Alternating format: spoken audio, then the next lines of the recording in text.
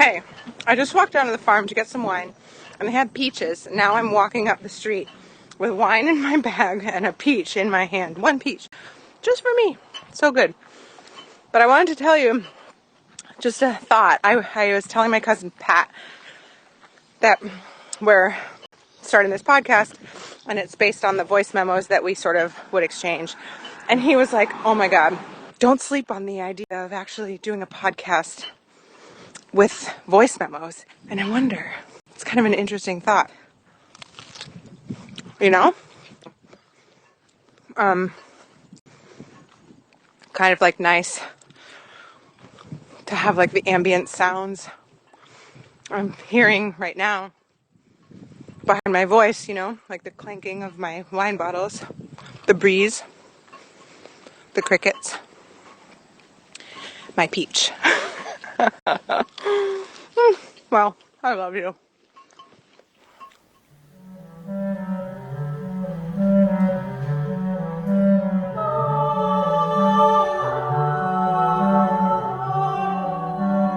Welcome to the first episode of Noticing, a podcast about nothing and everything at the same time. I'm Becky, one of your co-hosts, and in this first episode, we talk about a lot of things. We talk about kind of the origin story of this podcast, what we found in our friendship that we think might inspire others. We throw in some Christian mystics. Most importantly, we talk about this journey of trying to be human in this world we live in right now. So I hope you enjoy. And if you want to see the rainbow that showed up on Christina's face magically, make sure to check out our YouTube channel where you can watch the whole podcast and see the video behind the scenes. So I hope you enjoy. So I think we have to introduce ourselves at some point, right? Yeah. But I was thinking people can go to our website and see how we introduce ourselves. What if we introduce each other? That's cool. Of like how we see each other. And then if it misaligns, then our podcast is over. I like that idea. So I am Becky DeSico, and I am here with my co-host, Christina Wadka, who is a world-renowned installation artist. She brings light to every space she enters, both through her work and her presence. She reflects the natural beauty of the world around us and inspires others through her work and her being. She invites everyone into stillness, into noticing, into the depth and wonder and awe that can come from the simplest moments of just a light beam filtering through the window in the kitchen. And she's my dear friend of over 10 years, and I have had a front seat to her growth and awakening, and it's been an honor of my life. Wow. Thank you. Did it align on how you see yourself? Yeah, I think it did. Okay, good. It's nice. It's kind of nice to have other people see you. I like this idea of doing this instead of introducing ourselves. Yeah. So Becky is someone who has been a very constant friend and companion and deep listener and deep thinker in my life. Becky is someone who is able to hold the dichotomy of life in her heart and express an openness of mind and spirit to everyone she approaches. And now she is releasing her fullness into the world through this podcast, through her gifts as a mindfulness teacher. And I think one thing that Becky is so good at, and I have learned as a student of hers and as a friend, is that there's no right or wrong way to approach spirituality in whatever form it may take in you at any given time. It aligns. We can keep moving. Can I really? Oh, good. Yes. I'm sure. So as I was reflecting on this this podcast and what would we have to share? Like, I think we have so much to share individually. And it's a mission of both of us to share, like to not keep the wonder and the insights that we gain to ourselves. Like, it's really important to share. Yeah. And I was also reflecting on the journey of our friendship. And maybe this isn't unique. Maybe plenty of people have this experience, but I thought it was so interesting to reflect on. We met in New York, over 10 years ago. And we were only in New York at the same time for a very short amount of time. And then Yeah. over the years, we've physically moved further and further away. And yet our friendship has deepened and gotten closer and closer. And I've had so many friendships, as I move further away, they dissipate. Yeah. And I feel like, especially in the last couple of years, through the vehicle of our voice memos, and my reflection when I was thinking about this is it allows us for such deep listening. And I think we're Mm. starved for listening and to be heard and to hear others in our modern busy world. You've been around friends where it's like they're just waiting for their turn to speak. Yes. Yes. And that's, I get it because everyone wants to be heard, but there's something about those voice memos where it's like you get to speak and I get to listen wholeheartedly and then I respond. No, I think that makes sense. And you're someone who has, we've known each other. We've been friends for, what did you say, over a decade? Is that how long it's Mhm. been? Yeah. Pretty And close. it's amazing. I think we must have identified something in each other that was very special and would stand through change of proximity and also self. We've been able to meet each other where we are. And I think there's a depth to you that I love spending time inside of with you. I don't have, I have a couple of friends that I can do that with, but you have held a mirror to me and I to you, I think, in a way that goes beyond most of my friendships, Mm. which is very special. And we both know that, a voice memo could go off and sit in our Mhm. phone without being responded to for any amount of time. And there's no question or insecurity or anything. There's no rush. There's no Mhm. rush ever with you, ever. No rush. I don't feel the rush because it's like I want to take time with it. So it's like I want to wait to listen until I have that time and space. Um, but I've just been thinking about this because I think we need more of this now, more than ever. So as I was thinking about what do we have to share and like how can this be helpful for others, because I think there's a depth to a lot of people. It's just we live in a society that it's not cultivated, it's not valued. And you said something that really jumped out at me is that's key to this is you said there's no insecurity. And Mm, I was reflecting on that too, of this feeling of safety that yeah. we have within us. And that's for our listeners out there, because I know I've shared this with you before. um, in order to have the kinds of conversations that we've had, and in order to share the depth, there's vulnerability there, you know, Mhm. because it isn't something that's shared with everyone. You have to have trust that no matter what I share, even if it might feel wackadoo to, Mm. 95% of the people out there, I know I can be met. Even if you had a feeling of this sounds wackadoo, I trust that you would get curious and ask questions and, you Mhm. know, um, and yeah, in order to have that vulnerability, you have to have safety. And one person showing up with a sense of safety in your nervous system, it unlocks the door to vulnerability.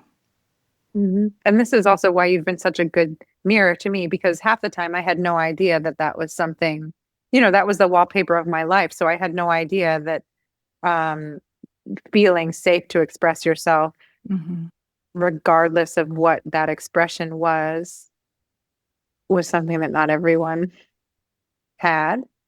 And then, my becoming a parent and you coming in and joining my life as a friend and seeing my parenting, which is similar to the way that I was parented, and just that blank acceptance of the people that I'm raising, being who they are and expressing how they are, regardless of the fullness of that expression, because I have a lot of very expressive and deep feeling kids, three.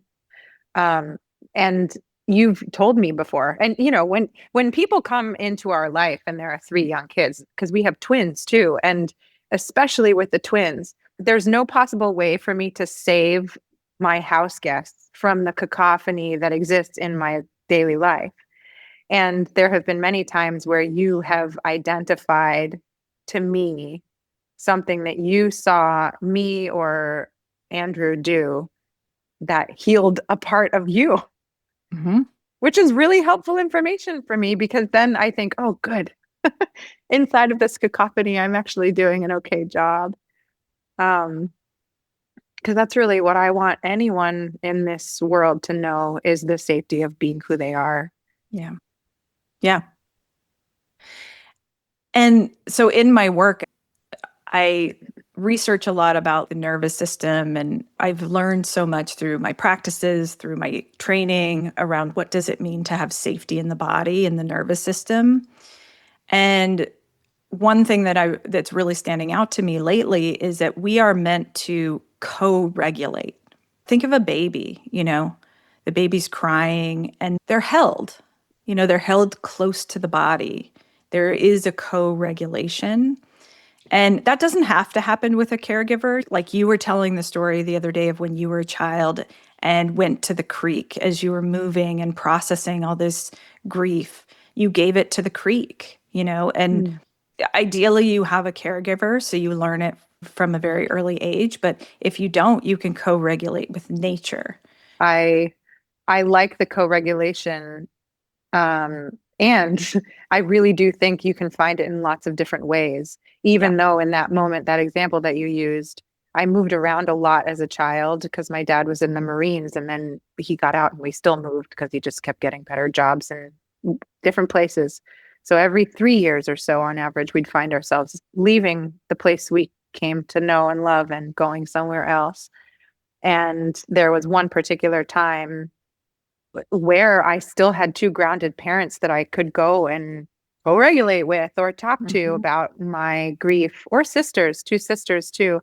And instead, at that moment, I needed to go find my water Mm-hmm. community, and I had to fill up and co-regulate with that, and let the ocean hold me, or Mm-hmm. let the stream hold me when I was 8 in Missouri. Mm-hmm.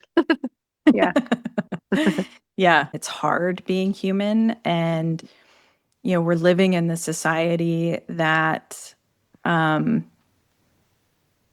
the structures are outdated and they weren't designed to cultivate and educate humans to be full feeling, fully safe and secure beings. Mm. Yeah, that makes me think about the pace of everything and how busy and how fast and how productive we are asked to be. Yeah. The biggest gift that I've given myself over the last 2 years has been receiving slow time Mm-hmm. here. And it was this little voice inside that I heard saying, like knocking on the door of myself, saying, just be quiet. You don't Mm-hmm. have to be so busy. You don't have to take on so much. You don't have to be able to cross off a to-do list as well as you have been, because maybe that's actually not the point. Yeah. And I heard that and I knew enough to trust my own intuition because Mm-hmm. maybe partially because I was raised by people who let me trust it. Um, to take that time and be slow. And now it's something that I encourage as many people as possible to do. And most of the time, if you can get out of the hamster wheel of your own life and just pause for a moment and be discerning and do that listening we talked about, you can arrive at a different way of being that is still productive, but Mm-hmm. by a different definition, you know? Mm-hmm. Absolutely. A couple things are coming up for me. So one is these are not new ideas. Every religious tradition on this planet has encouraged silence, you know. Yes. Yeah. You're so right. You're so right. And I started to think differently. Once I received this type of silence, I started to think differently about my religious upbringing because I've never really loved when people tell me what to do or how to do something, which is why I love working with you and hearing the way that you guide people. Um, because there's no one right way. Mhm. And sitting in church and being told how to pray wasn't my vibe. Yeah. Yeah. Yeah. So I've always gravitated more to the Eastern traditions, mostly Buddhism. And what the Buddha talked about, don't take my word for it, experiment on your own. I am not a Buddhist scholar that I can quote you the Pali word for it, Yeah, but I'm sure yeah. there is one. Um, but that's what I always resonated with is try this for yourself, don't follow me blindly. Hmm. I mean, even like I was over the last 2 years mostly, I've felt this massive awakening in myself, which has just mostly been this listening and what I hear and what I've always known, but now I'm just in communion with it. And I remember I was talking to my dad about it when it was all sort of like exploding. And I was like, what do I do? I think I kept calling it this knowing, this interior internal knowing. And he said, well, I would call that the Holy Spirit. Mhm. You can call it something else. So, you know, Yeah. that's what maybe Christianity would call it is the Holy Spirit, that voice. And Yeah. I've never really been someone who needs to know the name of something. But some people do need to approach it like that and find out what it is. Yeah. And Mm. actually, so last night when I text you very late, this is a new level of safety for me to like text you my late night epiphanies. Um, but it was around language. So, Yes. so I teach tools to cultivate intuition, and that's through the language of energy work, of how you work with energy, how you work with the unseen world. And it was the first meditation I ever learned. And so that is like a language that feels very core because like my teacher awakened me to the world beyond the material world. And it evolved and it grew into many different things, but that was like my first introduction. And I kind of abandoned it for a little while and moved into more physical practices like regulating my nervous system, resiliency, things like that.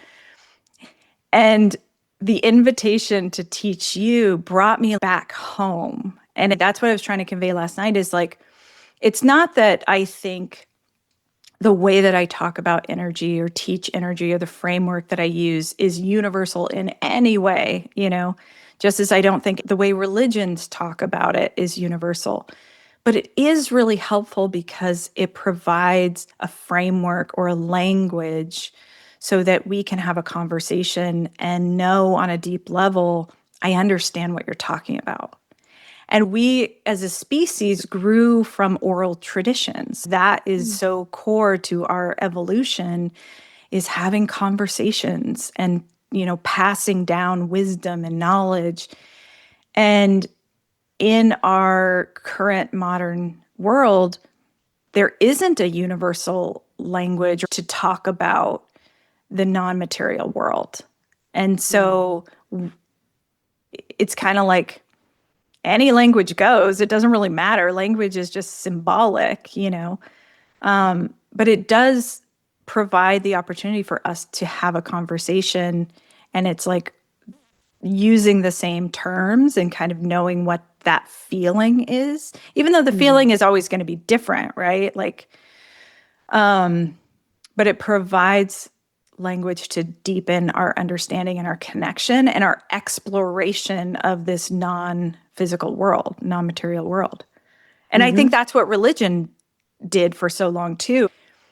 I keep coming back to this Buddhist proverb that's, I can't quote anything, but it's like, you're pointing at the moon. You're using the framework of Buddhism to point at the moon, point to an experience of something bigger than our individual life, but take care not to mistake the finger for the moon. And I think that's where we go awry with religion, is we think the finger is like this real thing, but it's just trying to like point people to like, look at this thing that we don't have language for because it's beyond language, because it's beyond our five senses. So anyway, that's the value I see in religion, but it's just gotten so distorted with power. Yeah. Yeah. Yeah. I think so. I think over the past few decades, religion in particular has sort of been having like a downturn. And I'm noticing that spirituality is having kind of an upturn because we're in this pressure cooker right now. It feels like since COVID, we've been in a very particular pressure cooker where people are sort of meeting that pressure cooker by having to do something. And turning inward seems to be a choice that a lot of people are making. And that is a spiritual path, you know? Would you say that's a spiritual path when you're turning inward? And choosing to have that listening take up more of your day. And I wonder if we're sort of turning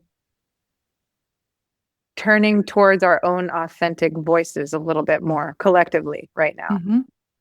Yeah. We're turning towards trying the to moon. We're turning towards the moon. We are. No, it's true. I mean, it's we're turning towards the God within, or the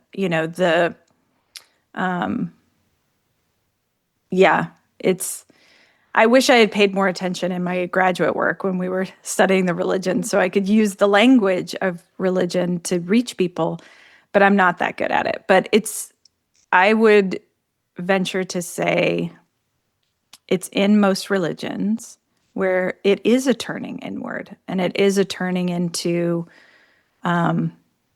what's inside, as above, so below. It's not a separation. It's not meant to mean like it's not a reflection. It's not like there's an out there above that is reflected within. It's actually meant to be that there's no separation. It's the same. There's no separation between us and what's inside and what's out there,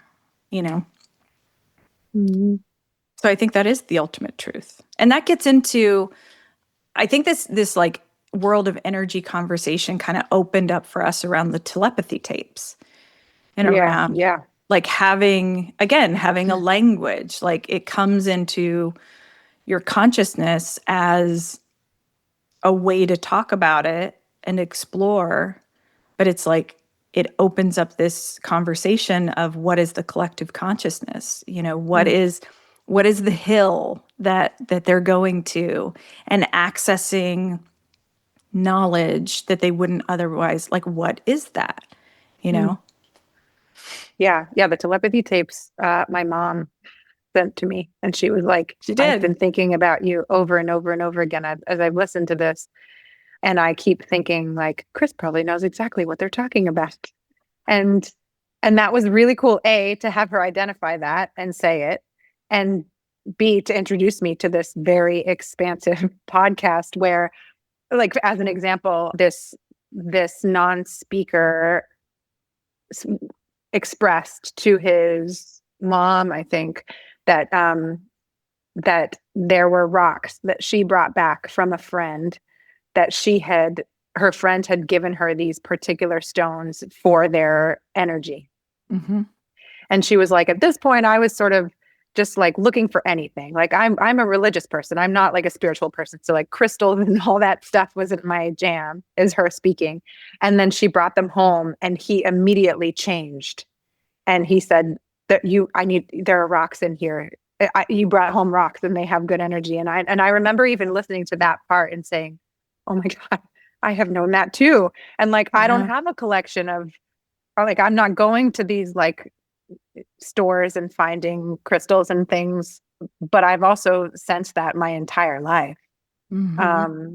So even just that little example of the telepathy tapes really felt like a homecoming in a way, like just Yeah. hearing someone else talk about that was very cool. Yeah, the telepathy tapes, was that really how we kind of got started on all of this? I think Maybe. that's, yeah. I mean, we've been having conversations about the unseen world throughout our friendship, but I think that Yeah. brought it into, I don't know what the shift was, but it felt like there was just more language accessible to talk about. That's the only way I can think about it. Yeah. And it opened it up to, I think I know what it is. I think it opened up the doors to things that I was exposed to, when I knew nothing and I was introduced to it when I was first by my teacher.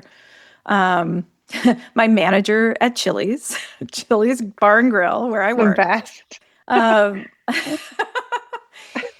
but he changed my life and he introduced me, to this whole world. And then I feel like I kind of buried it for a while because it felt, I was kind of then exposed and had my eyes open to kind of the darker side of that, like the spiritual Mm. bypassing and I just had my eyes opened more to the real suffering of our physical world and came into balance of the energy world is very real and very important. And you can do really good work there with your attention and your intention. And this physical world that we live in is very real and there's very real suffering here. And you can't bypass it and say good vibes only and be No. a whole citizen of this planetary community that we're a part of. So that's why I feel like I needed to like abandon it for a while and kind of develop these other more earth-based practices. Yeah. But I think the telepathy tape opened up the door to our conversation of things around like psi abilities and things that have been studied for a long time. Like now it's the pressure of trying to remember names and I know. it's Dan Radin at so he was at Ions and that was like, when I was in San Francisco, I like wanted to work at Ions and I was like studying his work and then kind of fell off because the mainstream scientific community doesn't respect that work Yeah. and not even for good reason. And that's Mm. explored in the telepathy tapes, but it's like when your beliefs or your worldview, it's not even a belief, it's a framework to view the world, is so diminished by the respectable institutions. It's hard. It's hard to like believe those things. So I feel like the telepathy tape is bringing that way of thinking and researching. Like their research has been solid. These Yeah. are trained scientists who are doing have been doing legitimate scientific studies for a long time. But the telepathy tapes kind of brought it into the mainstream where we can start to have conversations about it. And then you get funding. And it's like Mhm. the only reason we don't have more studies around consciousness and psi abilities is because no one pays for them. Yes. That's the Yeah. only reason. It's not that you can't. Yeah. I think about this a lot because I've seen people talking about mindfulness, consciousness, all of these different aspects of this, the non-material world that I'm starting to really um, find home in. Even that feels like a little weird to say, but Um, and still I find myself sort of here now, which is like, oh, darn it, but it feels real. Yeah. It's a real feeling. And it also is why sometimes I have like a little apprehension about maybe having a podcast with you about it, because I don't want to be coupled into the dishonest, performative aspect of it, because I actually don't want to tell people what to believe. Yeah. And at the same time, I think you nailed it at the beginning. I think we both feel this really strong urge to share our experience. Mm-hmm. Anyway, so I am curious. I had a series of events or a series of experiences over the course of like 6 months, including Reiki and Mm-hmm. acupuncture and um, IFS therapy, meditations, and all of these things kept pointing to the moon. And I was like, there it is. I see it now and I can't not see it. So, what was the little chilies? Like, what do you think?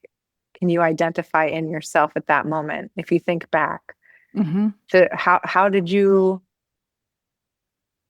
know that was something real for you to move towards? Mm. Um, so as I think back, like little Becky was, um, this is why I think we're such great mirrors for one another, because I feel So many like reasons. so many reasons, but this is what's coming up for me is and I it's part of my design. I learn and understand through reflection. So I think this is why, in order to answer this question, I'm bringing in the reflection of you. Mm, Um, because as I witness, like we are both energetic beings and physical beings. We are both part of the collective where there is no separation. And we are individual beings having an individual solo life, right? Both of those things are true.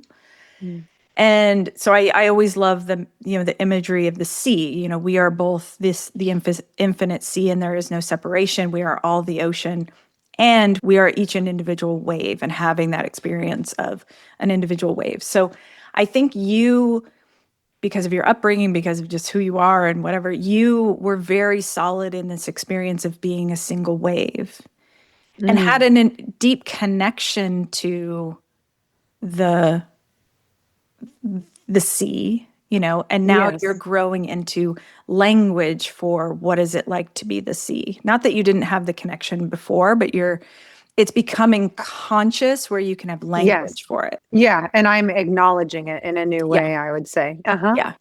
So I think I came into body and was like in denial. I'm a wave. Yes. And I think my growth and evolution has been to keep my connection and conscious awareness of being the sea, but learning how to be a wave. So I say all that to say, young Becky at Chili's was just saying yes to like whatever was in front of me. It was just like, yeah, okay. I remember very clearly, my manager, he was just so mysterious and interesting. And I was just like drawn to him. And I had heard that he like taught meditation. And I was like, Kehan, will you lead us in a meditation? And he said, no, because you don't know how to meditate. And I was like, will you teach me? And it was just Mm. like, it's just like, that's the conversation that happened. And I just followed it and I just kept going. And I didn't question it. I was kind of naive, I wasn't like, probably because I wasn't fully grounded in my body, I wasn't as aware of like, what does it mean to be human, which kind of protected me for a long time. I should have been, I probably should have been bullied. And maybe I was, but I was totally like unaware of it, you know? I'm Um, just the sea. You're like, you kinda, can't bully a wave. I'm just the sea. I'm just the sea, guys. I'm jumping on my trampoline in my bedroom at 15 and like playing air guitar and like have no conscious awareness that other people are like going to parties and, having dates and stuff. And like, Yeah. I was just playing tennis on the tennis team with my friends and playing softball. And like, no wonder what my Oh, mom was worried about me when I started high school. But for me, that's I was kind of like, amazing. it was great. Yeah, it was, I mean, but eventually, like, what most people probably hit in high school, I hit that awareness later, when you get out into Mm. the working world. But yeah, I think it was like just naivete that I just said yes. And I'm so grateful, because I had Mm. that openness. I also think the biggest gift that I was given as a child is I was not indoctrinated into any religion. Do you see the rainbow on your face right now? Yeah, I do. Oh my gosh. Mhm.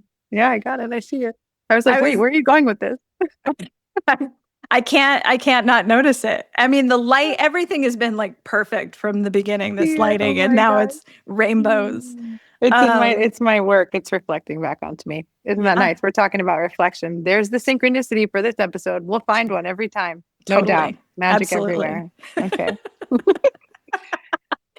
Um, but yeah, I got distracted by rainbows. I have no idea where I was. So, Oh, you were talking about how you hit your awareness of what people like you hit the experience of high school and like awareness of you in the context of the world later in mhm. professional life.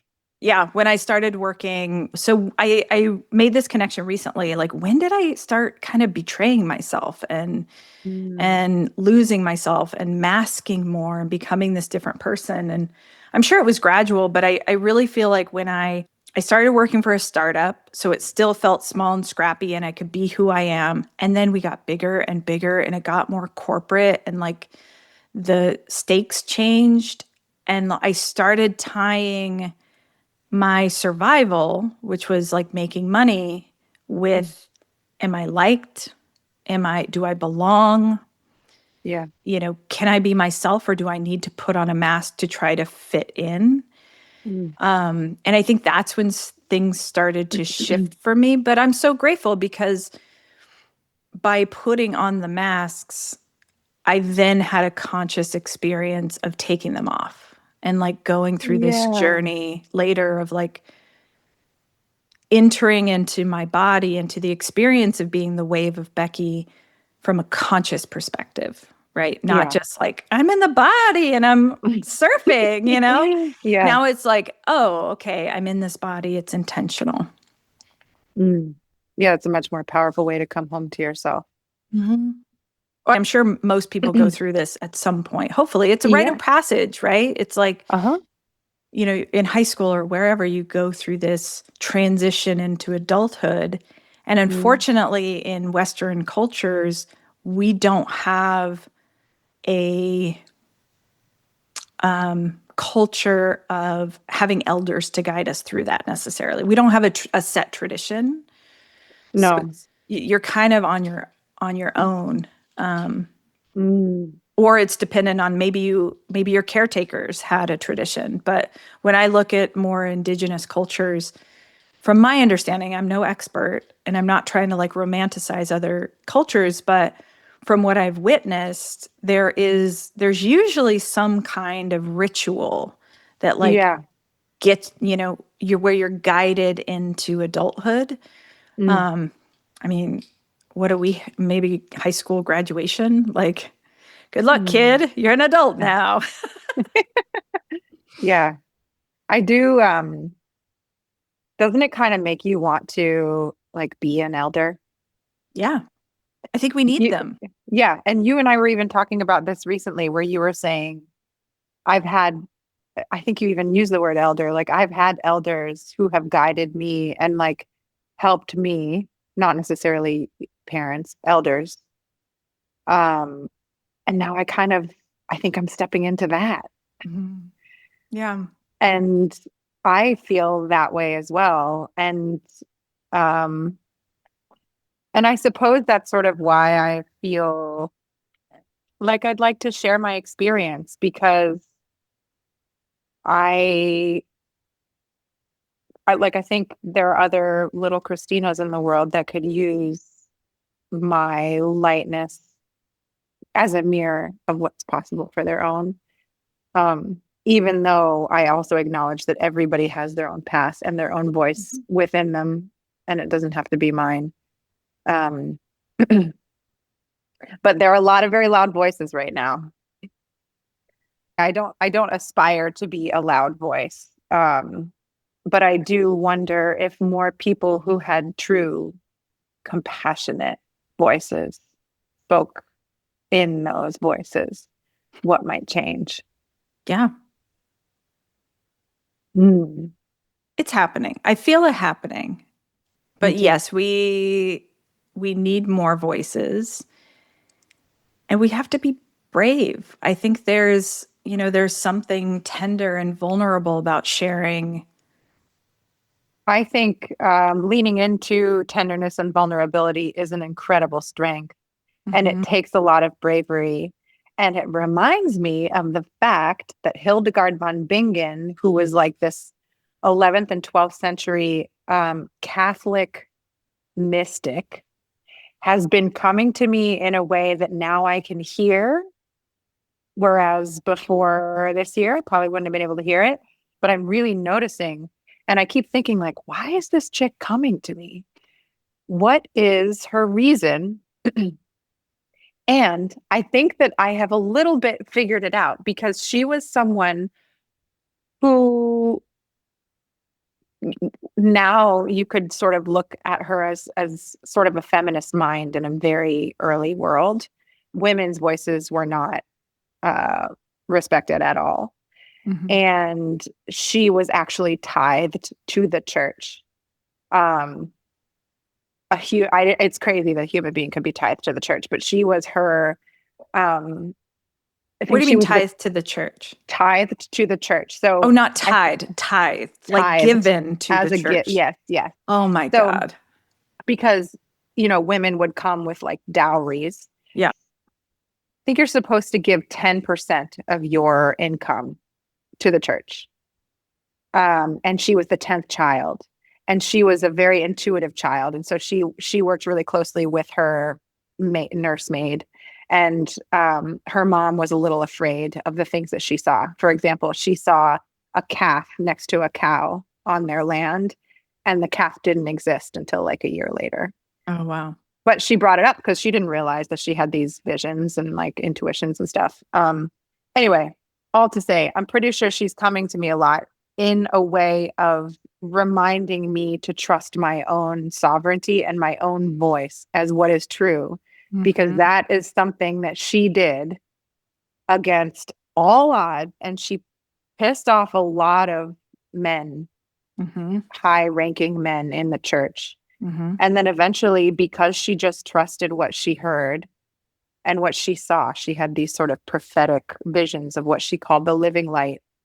Mm. Um, she was just fearless in the way that she asked for things. She ended up opening her own nunnery is not the word, that's the Shakespeare term, but monastery Yeah. church where ladies came and learned things. And that was really important at that Is it a time. nunnery? It might be a nunnery. It was where women would come and Yeah. pray together. And like she also wrote a lot of music and plays and stuff. She was just this Mm. really cool, multifaceted person. But what I keep hearing from her is is to just be you and know that that is like your divine assignment to Yeah. boldly trust yourself. So even to apply that understanding to this podcast, if I ever think like, why would I be on a podcast right now to talk about this stuff? Why not? Why not? Hildegard von Bingen is like, Christina, no, why not? Your Yeah. voice is your voice, and you should use it. And yeah, she also was a very early proponent of unity consciousness. So Mm. she spoke as if she was the running river, she was the tree, she was the leaf. I understand that at a cellular level Mhm. too. Yeah. It's so interesting. It's another homecoming. So, like my graduate work, was in philosophy, cosmology, and consciousness in San Ooh. Francisco. Didn't finish. I don't finish anything, but I did half of it. But one of the most like impactful classes that I took was a session with Matthew Fox, who wrote the book about Hildegard van Bingen. Yeah, I found this book because immediately when she came to me, she came to me, and I can talk about that another podcast, maybe the Yeah, whole series of events, but it for was sure. hard to deny, very synchronistic and quick, like, Yeah. so I couldn't not know it. But yeah, then I found this book about her illuminations, Mm. which are her drawings of her visions, Hmm. and it was written by Matthew Fox. Yeah. Who's amazing and introduced me to Meister Eckhart, who Mm. was another. These are like the Christian mystics, I know. there's a deep tradition in Christianity of the mystics. And I'm no expert, but my initial introduction gave me the feeling of having resonance with what I love in Buddhism, which is like, you know, the inner world and trying it on for yourself and looking inward and the God is in everything. There is no separation between anything and God. There's Yeah. the separation is an illusion. And it what's beautiful about living or exciting about living at this time right now is science is kind of hinting at that being true. We're starting to have language in the study of quantum physics. I mean, the Nobel Prize in Physics in 2022 was awarded to three scientists who said the universe is non-local, meaning like it doesn't have it's not like it doesn't exist. It's not like Mm. what we think is so real, this 3D world. Modern science is actually pointing to it's not really real. And that is reflected in these ancient teachings that talk about, you know, try to find the I, and there is no I. It's all illusion. This self that we think is so fixed and so real is not real.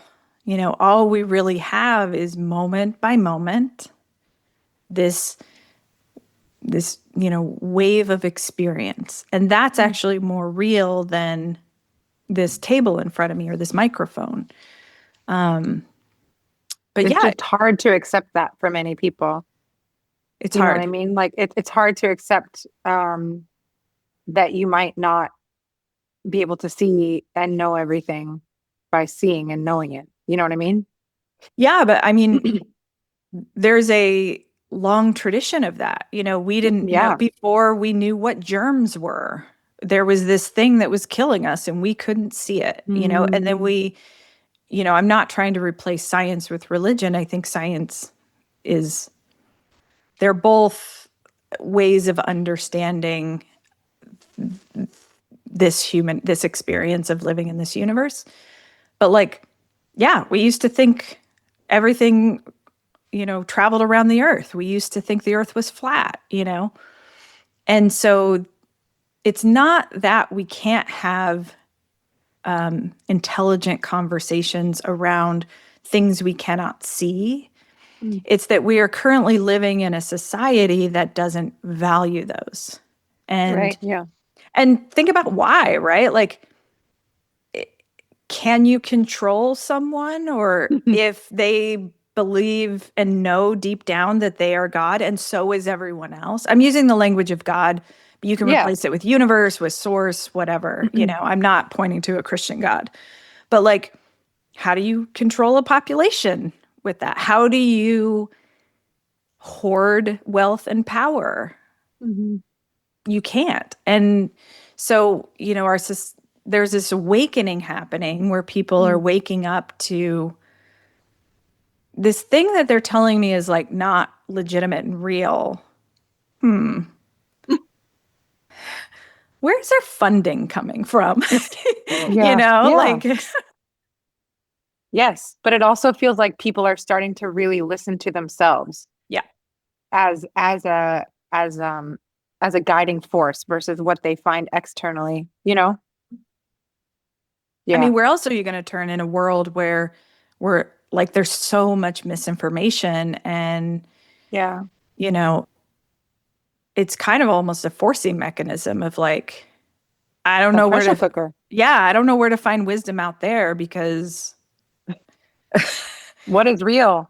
what is real and what is valuable? Yes. I don't know. Yeah. Yeah. I agree with you. That makes sense to me. And then it's just a matter of, yeah, like what do we do with that information? Where do we decide to put our energy? Yes, yes. And Because, how can we each be a player in our own authentic expression? That's what I keep tying back to. yes, absolutely.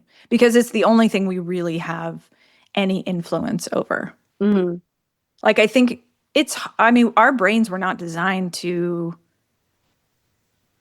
process mm, the suffering and the complexities of the entire planet. Like, our brain is the same brain that we had yeah. when we were hunter gatherers, and those mechanisms are still there. Those, Hmm. those stress chemicals are still there. Those everything is still there. We weren't designed for this. But I do think it's part of our evolution. We're evolving into a global species, Mm, which I think is an important part of our evolution. But it's messy and it's rough, and we don't have the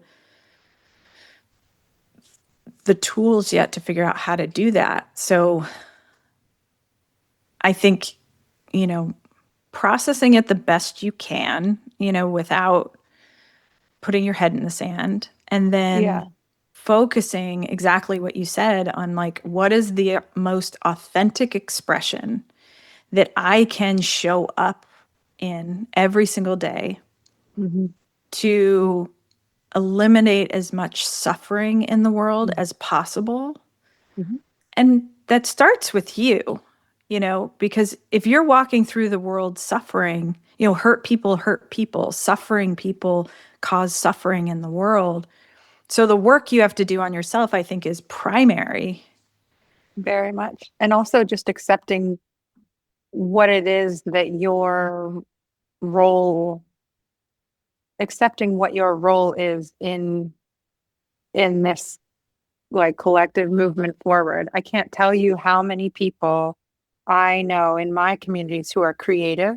Mhm. So like anywhere from composers to singers to artists saying like, oh my gosh, this is the worst time. It feels so weird for me to be releasing my new album, for putting on another performance or making art.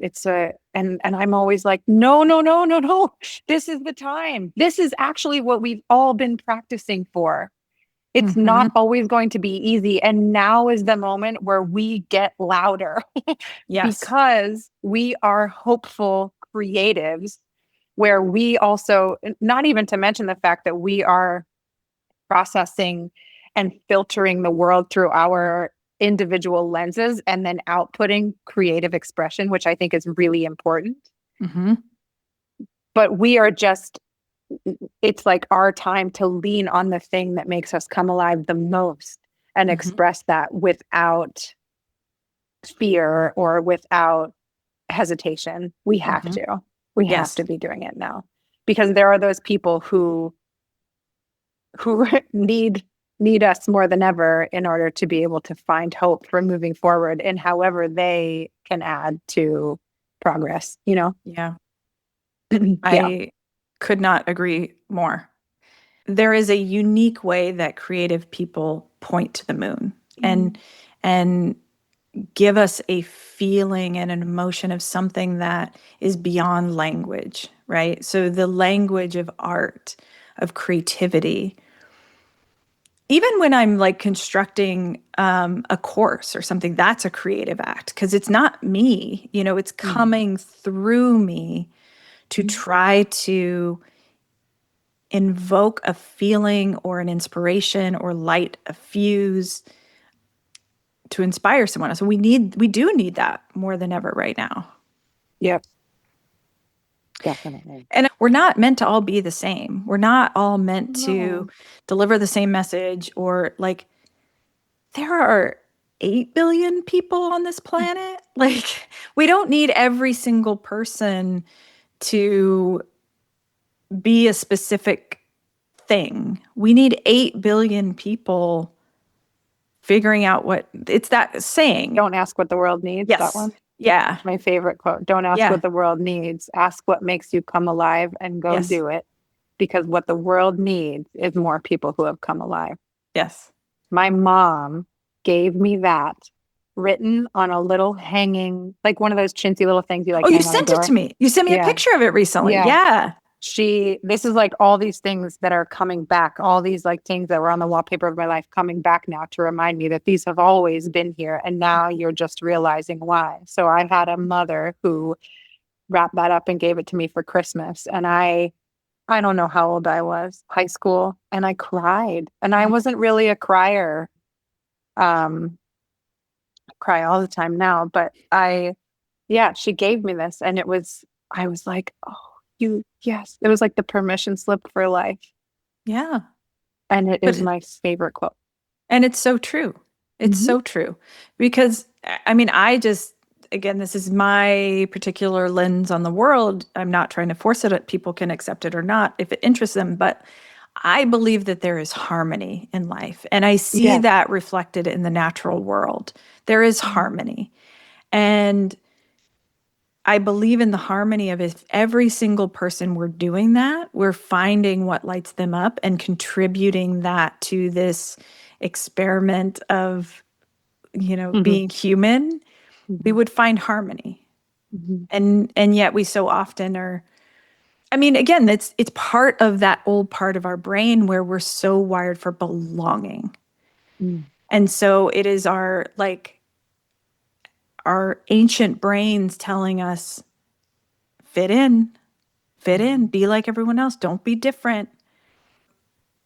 This awakening is literally an evolution of how we use our brain Mhm. and consciously learning skills, how to move ourselves out of those more ancient parts of our brain into the frontal cortex, where we can say, okay, I know I'm feeling this way in my body because I want to say this thing, but it feels fringe, or I want to be an artist, or Mm. I want to put this work out, but my body's feeling all triggered Mhm. because I'm worried about belonging.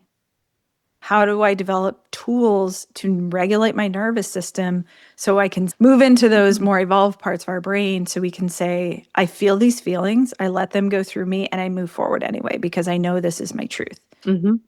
Yeah. And also coming at it from like a creative perspective, a lot of times people are not, like younger people are not encouraged to follow a path of creativity because maybe they won't make money doing Yep. it. Yep. So the emphasis is on the making of the money, Mm-hmm. not on the following your Mm-hmm. true essence. Yeah. So I'm always the friend in people's lives that are like, true essence, that's what you follow.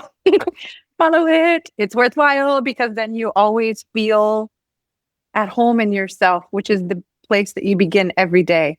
Mm-hmm. And imagine a world if we could all start from that place every day. It would be very, very different. Mm-hmm. And it would be full of harmony. I believe it's possible. I do. And I think we're seeding that future with Mm. conversations like this. Yes, absolutely. That's worthwhile. The music was recorded live as a part of the sound service at 3S Art Space in Portsmouth, New Hampshire in January 2025, where musicians responded to the changing light in the room that reflected and refracted through Christina's suspended artwork. Andrew Halchak, the composer of this piece, is playing bass clarinet, and Tomas Cruz and Katie Seiler are singing.